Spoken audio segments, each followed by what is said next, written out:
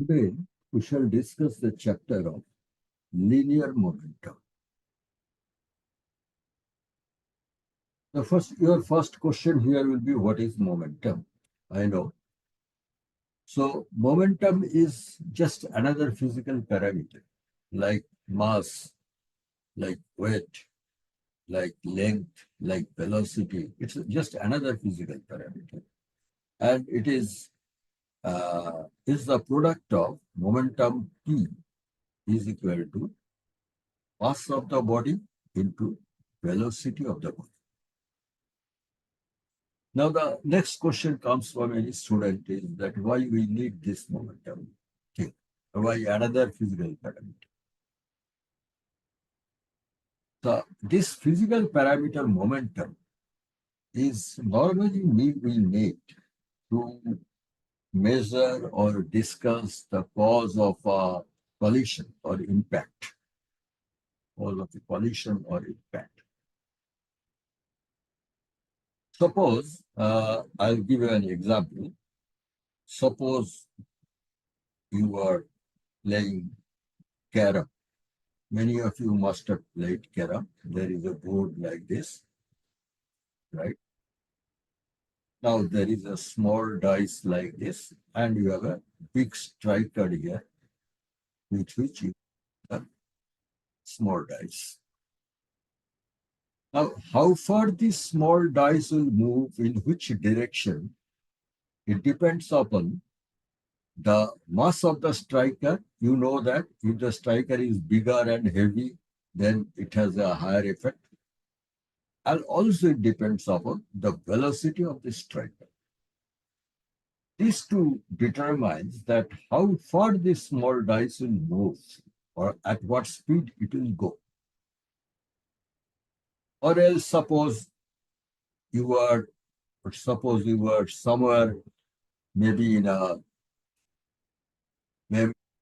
field or maybe in a football field where some ball hits you.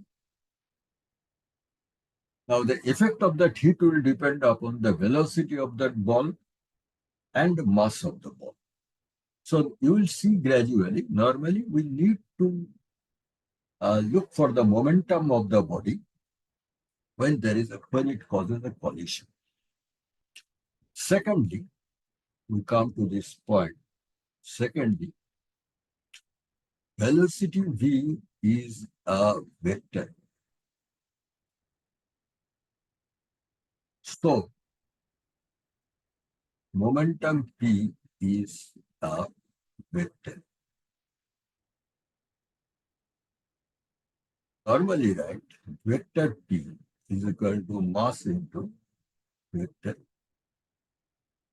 And since there is only one vector on the right-hand side, so the direction of the momentum vector will be same as the direction of the velocity vector. This is the second thing. Third thing, suppose there is a small change. Now, when we are not this point, we do not write this vector sign very often and we write this vector sign only when you need to find out the direction of the momentum. If you don't need the direction of the momentum, we simply write P equal to mv. Right? Next point we come is if P is equal to mv, then obviously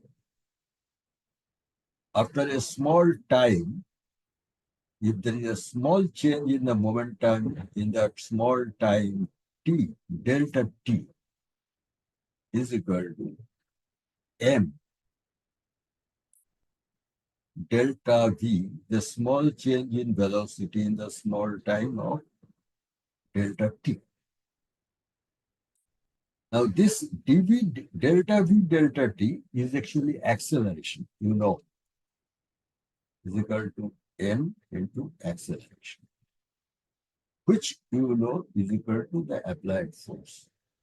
Obviously, if there is a small change in the velocity causing a small change in the momentum, obviously there has to be a force and it is equal to this force. That means you remember the rate of change of potential momentum is equal to force. Or in other way, you need this equation sometimes. Delta P,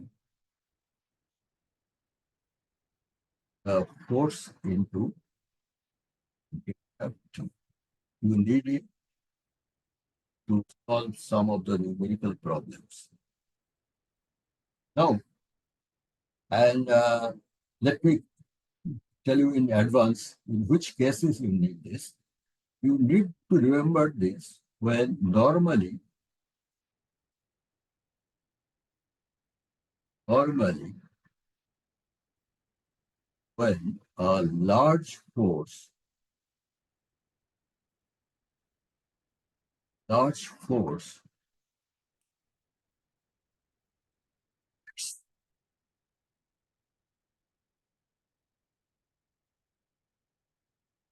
very small,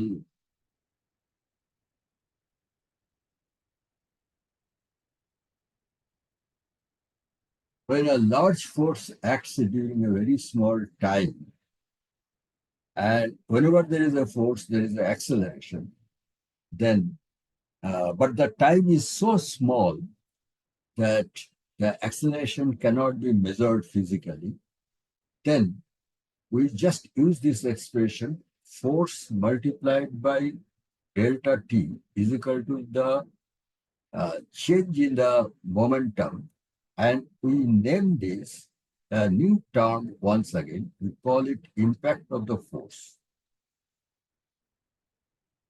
Impact of the force.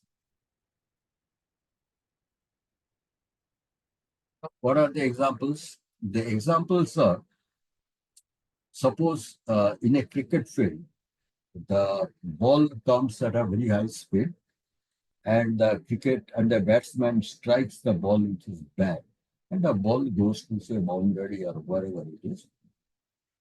The action of that striking is such a small time, maybe a very small fraction of a second, then measuring the action of acceleration, action of the force in terms of acceleration becomes very difficult.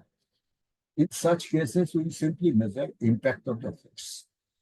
And impact of the force, F, is defined by F delta T, that is force multiplied by the duration of the time, and which in turn is measured by the change in momentum of the body. Now we come to the next topic. Next topic is, we know P is equal to mT. Now, by Newton's law of motion, as long as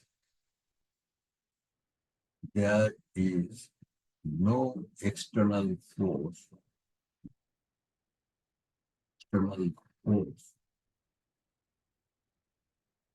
velocity is constant. Functional first law. If velocity is constant, so momentum is also constant.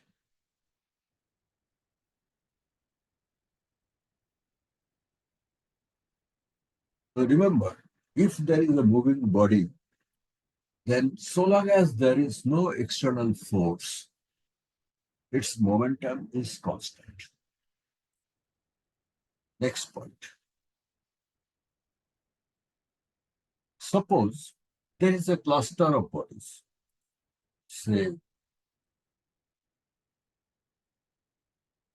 cluster of non-colliding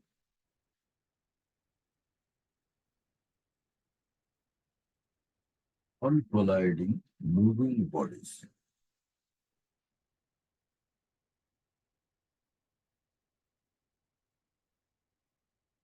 There is a cluster of non-colliding moving bodies.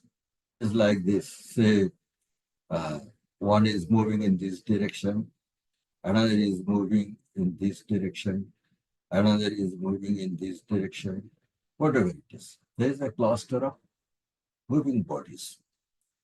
And say their masses are M1, M2, M3, and say their velocities are V1, V2, V, etc. Then they go in different directions, and there is then what is the total momentum? Total momentum, if you consider this whole thing, this cluster of bodies, as a single body with having a center of mass somewhere, then what is the total momentum? Total momentum, then total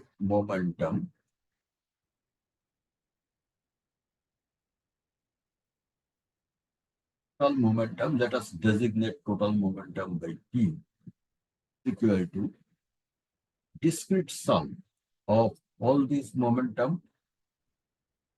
Say I is the notation of the general momentum, which is equal to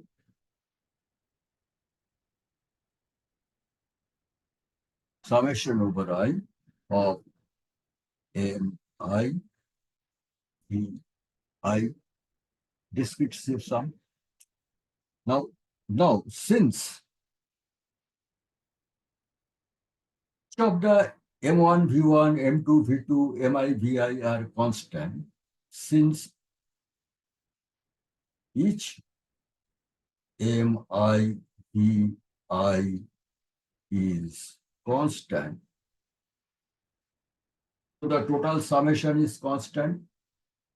So total momentum T is equal to constant.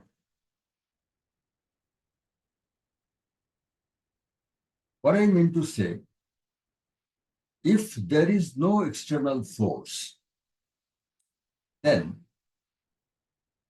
momentum of a single body is a constant.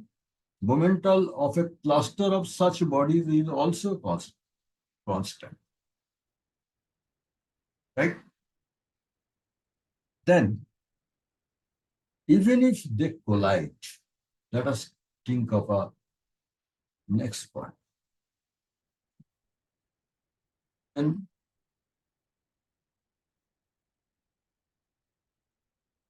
collide. And if they collide, then what happens?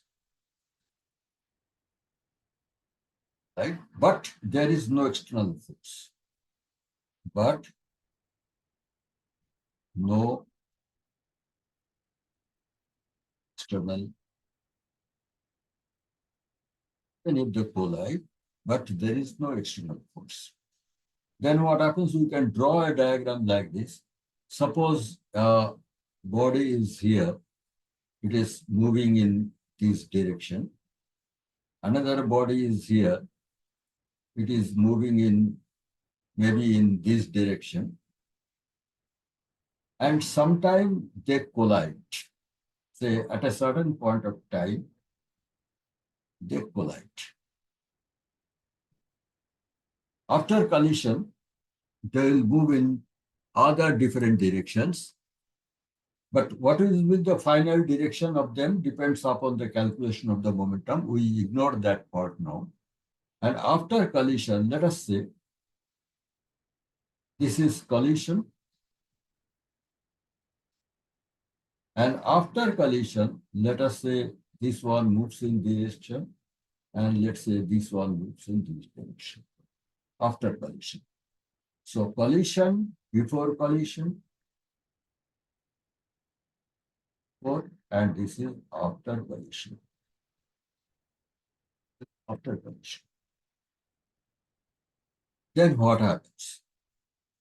Let us talk about this collision, right? You take this colliding body picture out, and make two free body diagrams.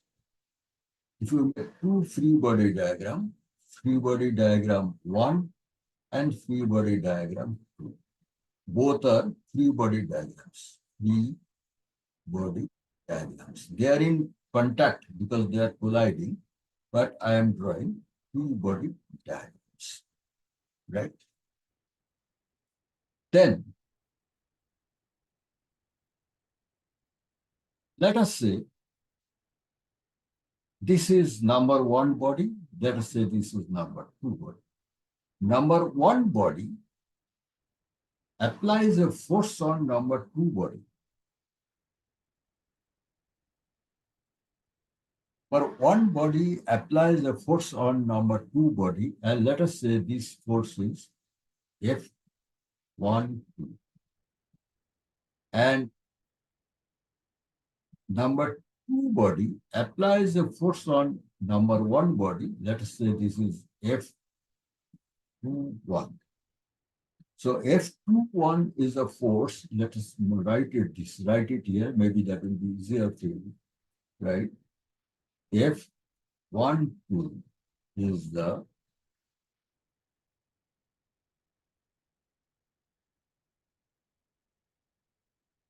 applied by 1 on 2, and F21 is the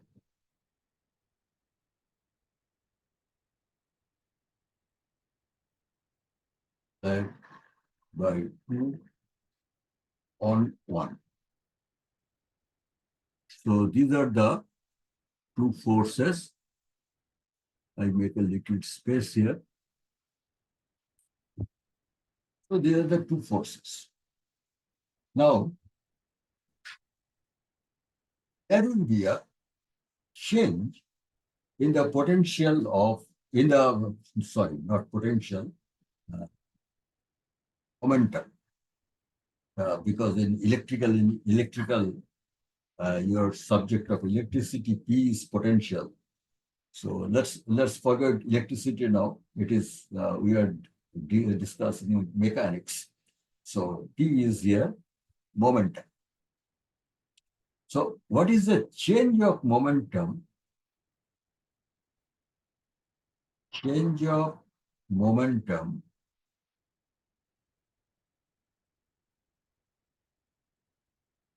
body 1 is LT1. LT1 is a force applied on the first body, which is F21, F21 multiplied by del T. Where we got it? If you have in the meantime forgotten where we have got it, you see we have seen the equation. I've seen the equation here.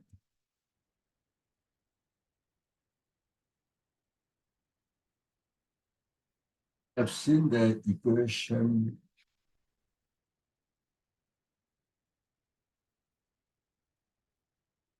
here. If you have forgotten by now. Change in the momentum is equal to force into delta T. Change in the momentum is equal to force into delta T.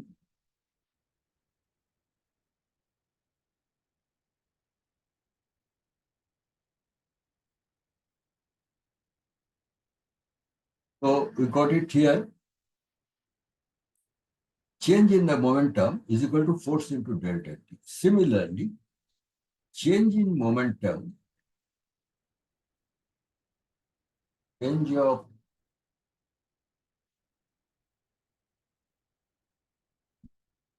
in second body is equal to del T2. On the second body is F12. F12 into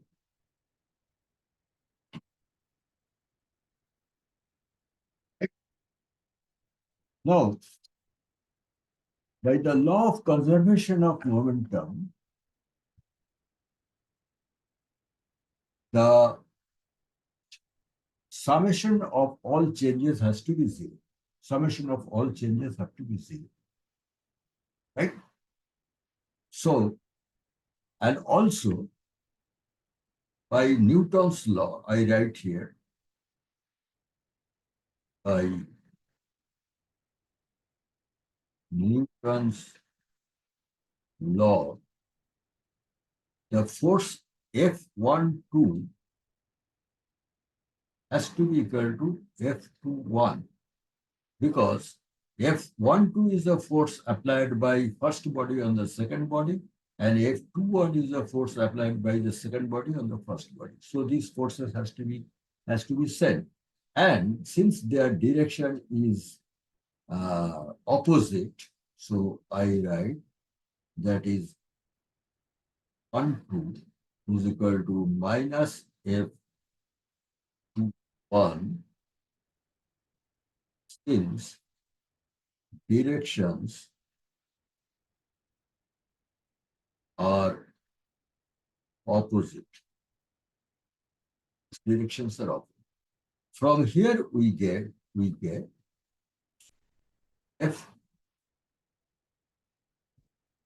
F1, 2. Now we multiply both sides by del t. F1, 2 del t is equal to minus F21 del t. Now what is F12 del t? F12 del t is del T2. So del T2 is equal to minus del T1 minus del T1. So del T1 plus del T2 is equal to 0. This is a very important observation.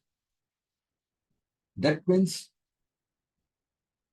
considering the direction also, the change of momentum of first body plus the change of momentum of the second body when they collided is zero.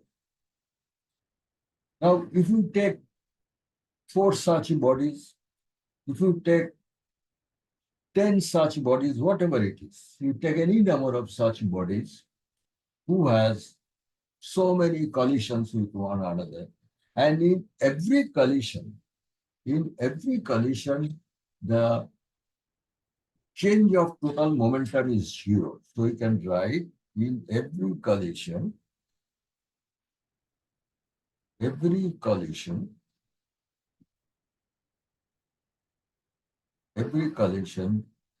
the net change of momentum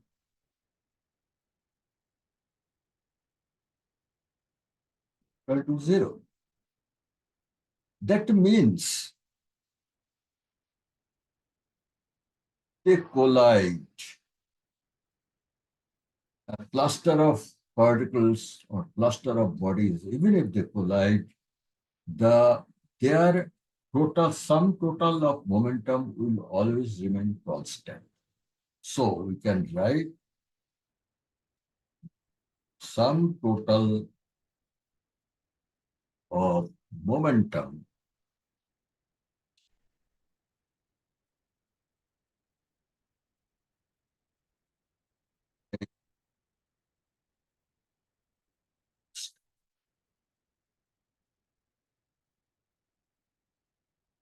So what are the things we got here?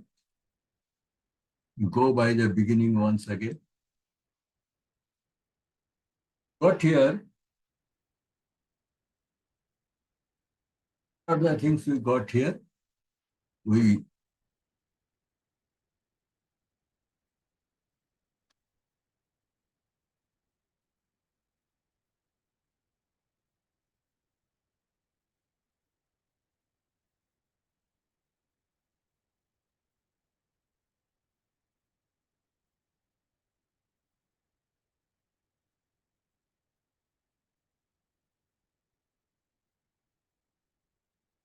one moment.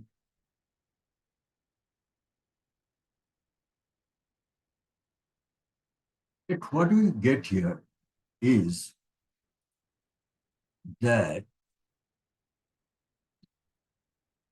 let's take the highlighter or scale. This is the highlighter. What we got here? We were discussing linear momentum. Then what we said that since we are discussing only linear motion, so it is a linear momentum. Then what we got here is momentum is given by P equal to mv. Then we found since v is a vector, so P is also a vector. Then we found that change of momentum during a very short period of time, del t, is equal to force applied by del t. And this particular equation is very often used to measure the impact of the force. And it is useful when del t is so small that measuring the acceleration produced by the force is very difficult. Then we measure simply impact of the force. Then what we said that by Newton's law, V is constant. So V is also constant of one particular body. Then what we said that if there is a cluster of non-colliding bodies, then also sum total of the momentum is constant. Then what we said?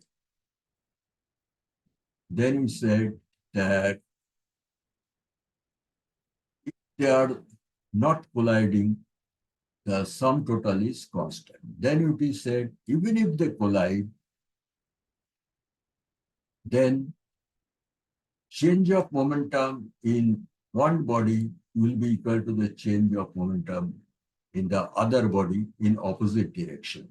So their net change is zero. So he said that the sum total of the momentum will remain constant even if they collide, provided there is no external force, right?